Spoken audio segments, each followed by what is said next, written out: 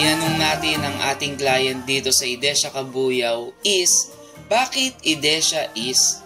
At eto ang sabi niya, gusto ko yung amenities, lalo na yung swimming pool, yung Sora talaga ang nagustuhan ko na unang kita ko pa lang sa YouTube kaya nag-inquire ako sa iyo. Tsaka yung simplicity but elegance ng structure, bet ko talaga. Good day everyone! Today, nandito tayo sa Idesha Cabuyao to feature the one of the available units in Idesha Cabuyao East. This is few meters away from our location. My name is Jun Yambao, your registered real estate salesperson.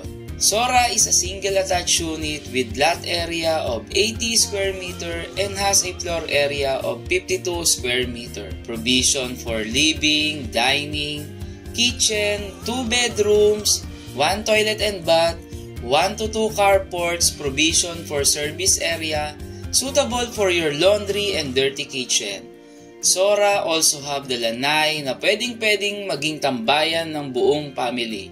Meron din tayong balcony, accessible from our master's bedroom. Ikaw, nagustuhan mo rin ba ang Sora model? If you like this unit, just contact me on our number, Viber, WhatsApp, and even on our FB page, Bahay for One.